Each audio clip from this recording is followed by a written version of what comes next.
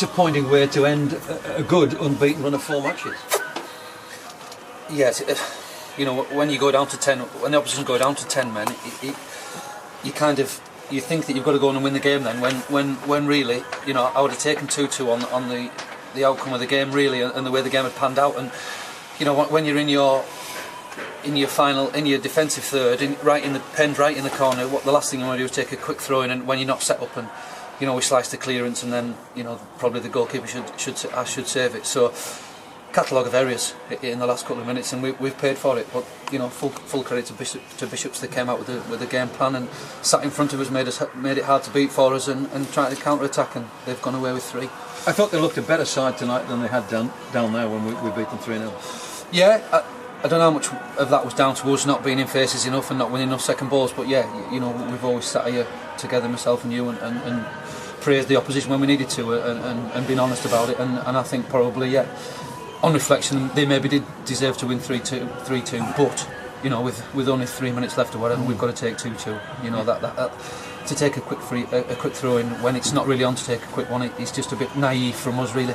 And there we are talking about before the game, making a good start. Here they go and score after 3 minutes. That was the start they wanted, wasn't it? Yeah, that's what we talked about, wasn't it? The start that we didn't want, they got. But full credit to my players to come back into it. You know, twice it was tough for them. So you know, we've got to do some building of confidence again for Saturday, because you know, it's a bit of a sickener for them to lose like that when they got back in it so well, and then both sides created opportunities, didn't they, on the break and the counter attack, and it was an end-to-end game.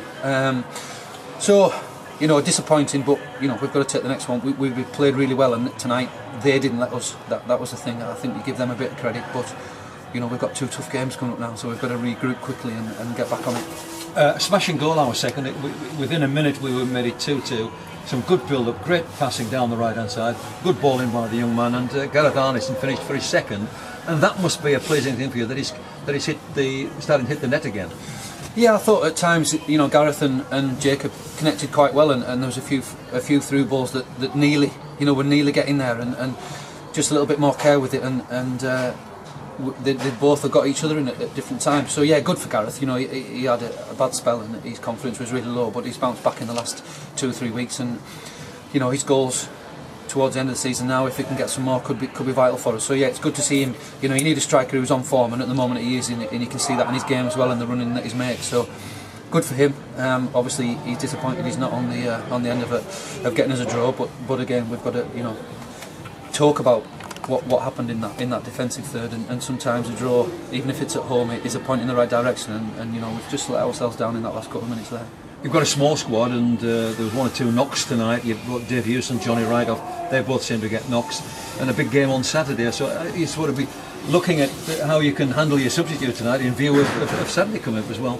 Yeah, we're stretched again, squad-wise. I don't know what we'll have back for Saturday and what we'll lose from tonight. So again, that'll be Thursday or Friday when people get in touch with the physio and then let me know. So we'll hopefully, you know, put a side out that can challenge Halifax, and then obviously 2 days later we've got to go to Guiseley. So it's a tough weekend, but we'll still remain positive, and what you know, the team that goes out against Halifax they'll be out there want to win it.